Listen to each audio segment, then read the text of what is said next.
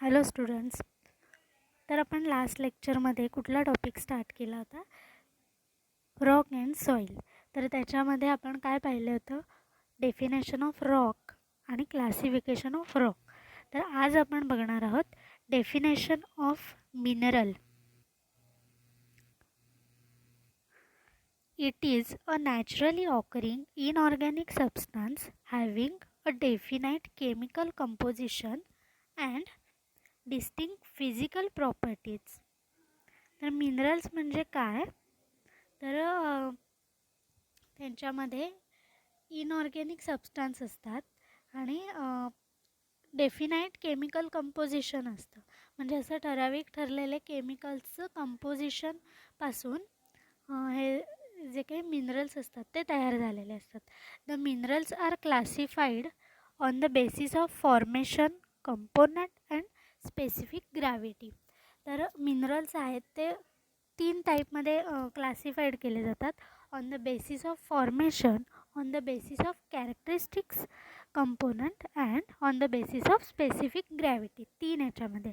तर फर्स्ट आहे on the basis of formation. तर फॉर्मेशन म्हणजे पहिले कुठले झाले फॉर्म आणि दुसरे कुठचे झाले त्याच्यावरून. तर फर्स्ट काय आहे? Primary. Principal constitute of quartz, feldspar, calcite etcetera. तर याच्यामध्ये काय काय आहेत? क्वार्ट्ज आहे, फेल्डस्पर आहे, कॅल्साइट आहे, असे वेगवेगळे एक्झाम्पल्स आहेत प्रायमरीचे. सेकंडरीचे एक्झाम्पल काय आहेत? Gypsum, dolomite etcetera. तर हे आपल्याला हे जे एक्झाम्पल्स आहेत ते नीट लक्षात ठेवायचे आहेत, कारण हे एक्झाममध्ये विचारले जाऊ शकतात. On the basis of characteristics, component, they are essential and accessory. तर इसेन्शियल कुठचे आहेत? Feldspar, mica etcetera. आणि ॲक्सेसरी मिनरल्स कुठचे आहेत? Magnetite, tourmaline etcetera. आणि त्यानंतर लास्ट कुठला आहे? On the basis of specific gravity, they are heavy and light. म्हणजे त्यांचं वेट, हेवी वेट जे आहेत, लाईट वेट आहेत. हेवी म्हणजे जड आणि हलके. हेवी कुठले आहेत? Hematite, pyrite etcetera. आणि लाईट कुठले आहेत? Quartz, muscovite etcetera. नेक्स्ट आहे डेफिनेशन ऑफ सॉईल. तर वेगवेगळ्या सायंटिस्टने वेगवेगळ्या डेफिनेशन्स इन्व्हेंट केल्या आहेत किंवा मांडल्या आहेत, पण सगळ्याचा थोडाफार मिनिंग सेमच होतो. According to Jenny, soil is a naturally occurring body that has evolved owing to the combined influence of climate and organism acting on a parent material conditioned by relief over a period of time. तर जसं की सर्वात पहिले मोठे मोठे खडक तयार होतात, तर त्या खडकांचं वेगवेगळ्या रिझन्समुळे ब्रेकिंग डाऊन होतं. त्यांचं ब्रेकिंग डाऊन होऊन छोटे छोटे त्याच्यानंतर त्याचे छोटे असे स्मॉल पीसेसमध्ये ब्रेकिंग डाऊन होतं. आणि त्यानंतर काय होतं, तर ते एकदम छोटे, एकदम फाईन पार्टिकल्स त्याच्यापासून ब्रेकडाऊन होऊन तयार होतात. तर ते जे फाईन पार्टिकल्स असतात, छोटे छोटे पार्टिकल्स असतात, त्यांना सॉईल असं म्हणतात. तर हे जे छोटे पार्टिकल्स 3 प्रोसेसेसने सेपरेट होत असतात. कशामुळे? तर फिजिकल प्रोसेस, केमिकल प्रोसेस आणि biological process. First physical process.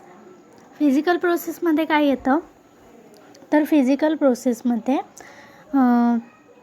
Environment related, म्हणजे वॉटरचं प्रेशर असेल किंवा टेम्परेचर हाय झालं, लो झालं त्यामुळे असेल, किंवा अजून वेगवेगळ्या गोष्टी असेल ज्या की नॅचरली होत असतात. तर मग त्याच्यामध्ये काय काय आहे? Due to temperature the rock expand and during cooling it produces cracks. तर जसं की टेम्परेचर वाढत जातं, ते रॉक्स असतात ते वाढत जातात, एक्सपांड होत जातात.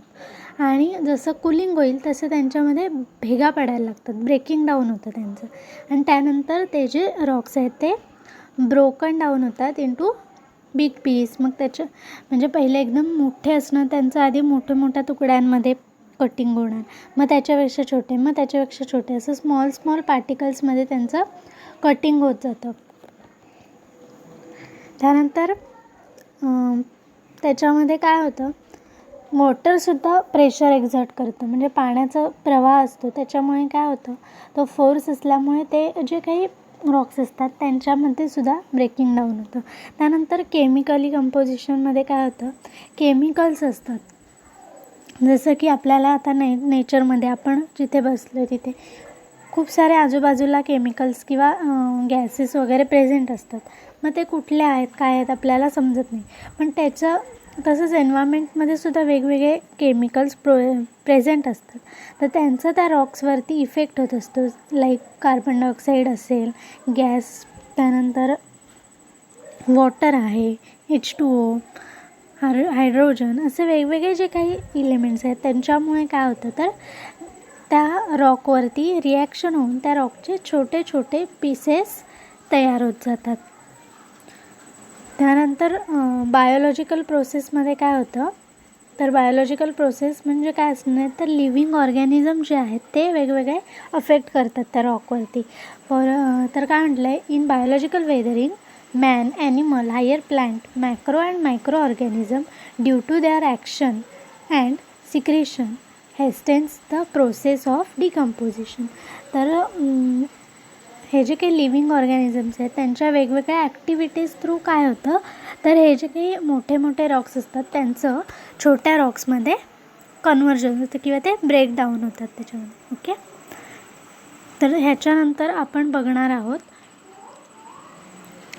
सॉईल प्रोफाईल आहे, त्यानंतर प्रॉपर्टीज ऑफ सॉईल आहेत, फंक्शन्स ऑफ सॉईल, हे जे वेगवेगळे पॉईंट्स आहेत ते आपल्याला नेक्स्ट लेक्चरला पाहायचे आहेत. ओके.